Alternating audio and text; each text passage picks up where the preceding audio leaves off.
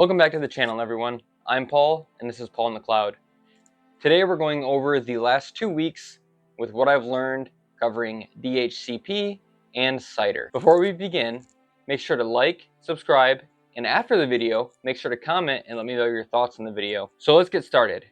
DHCP is the method in which a device gets an IP address to use on the network with the other devices in the network so that they can communicate, and by extension, that device can then reach the internet. It is also the way that you are probably getting an IP address on the device that you are watching this video right now, be it cell phone, laptop, tablet, desktop computer, gaming console. All of them need an IP address in order to know, one, where to send the request to obtain the video, two, where to have the data sent back to so that you can watch it. So let's kind of break it down a little bit. We're not going to get too technical, but we're going to explain what I've learned and how I understand it to be, and the easiest way I've found to remember it. And it's kind of silly and stupid, but it's funny and it's easy to remember for me. So what I did was I enabled DHCP on my pfSense and kind of saw what it would do, saw the DORA method, as it's called, and I'll kind of break that down right now. So first, the server side is using port 67 UDP, and the client uses port 68, which is also UDP, to listen for communications for DHCP. First, the device that wants to be on the network will send out a broadcast, and it does this using DORA.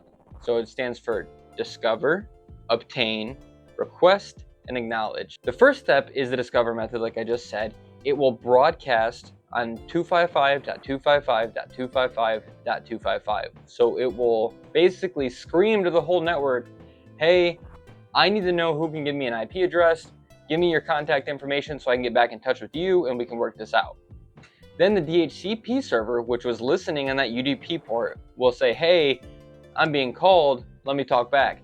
So it's going to say, hey, I can give out IP addresses. What do you think about this one? And the client will be like, okay, that's pretty cool. I'm going to request that one from you then. Let me lock it in and make it mine. Then the server will then respond, acknowledged. It's yours. I'll write it in my books, which is, it's DHCP lease. And then the device will be able to talk on the network. To be more serious about it though, is again, it's broadcasted on 255.255.255.255. But what happens next is the offer. It is broadcast on the network layer and unicast on the data link layer using MAC addresses. So it goes back to it.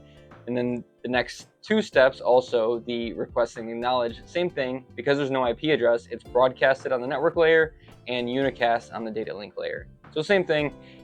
After acknowledgement, it then has an IP address to communicate with its gateway and the DHCP server and other devices on the network, which, if we follow what we've learned so far, that device has that IP address. It can then talk to its gateway. The gateway can send the information outwards to get requested web pages, requested videos like the one you're watching now.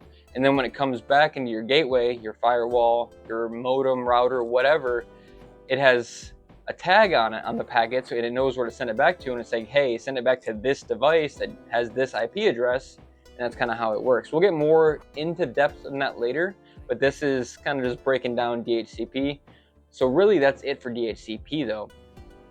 Next we're going to talk about CIDR. I wasn't going to do CIDR yet, but I kind of learned a bunch about DHCP and I had time left, so I did. And CIDR, CIDR, it stands for Classless Interdomain Routing. So what CIDR does is it lets you configure how big of a network and how many hosts you want on the network.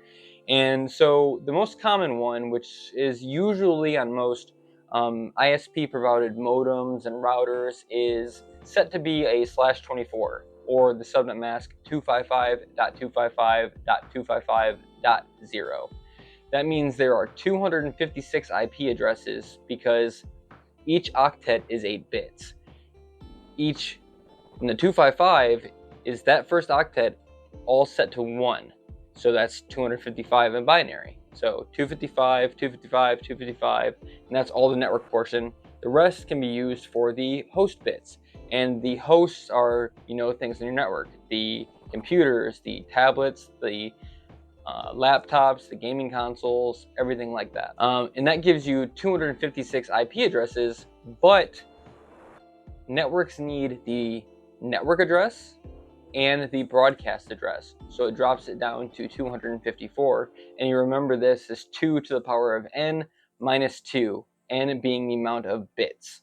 So for instance, that was a /24. If we were to do /25, you would have 254 usable in the /24, and 255, it would go down to, 254 would go down to 126, because you're having two subnets, each with 126 usable IPs, and you could break those apart with VLANs. I got a little bit into that too. It's going to be really cool when I get to that portion later. But it's really useful because you can break down larger work networks into things like accounting and marketing, and even IT can have their own, and then whatever other departments you have, you can keep their networks and their computers separate so they could never see traffic from each other. Very useful in situations where if your network is compromised, you can kind of keep them separate, and that's where VLANs come into play. That way things can't cross over and communicate over VLANs, can't packet capture. But I'm getting ahead of myself. I'm very excited for what's coming, so let's just tone it back, bring it in a little bit. The real cool thing is it's giving me a bunch of ideas for my own home network. Pretty soon I'm planning on redoing my whole home network. You saw me build my home lab out. I'm gonna redo my home network, and I'm gonna have it subnetted in VLAN so that I can have IoT devices completely separate, and they can't communicate with anything aside from the controller to that thing. So things like Home Assistant, you can only talk to this IP address, which is Home Assistant, and Home Assistant can talk to you. You can't see any other packets on the network, nothing. Things like that. Be very cool, and it's very secure because you don't always know where some of these cheap IoT devices are from, like cheap IoT Wi-Fi light switches, Wi-Fi plugs that you can control, turn on and off the light with it, things like that. And then you can keep like gaming consoles, and even on your gaming consoles, you can give them priority for traffic on the network so that you don't have to deal with lag while making somebody else watching Netflix in the house kind of be like, okay, you're dropping quality because my gaming is more important. But hey, it's your network. You get to choose what you want to do.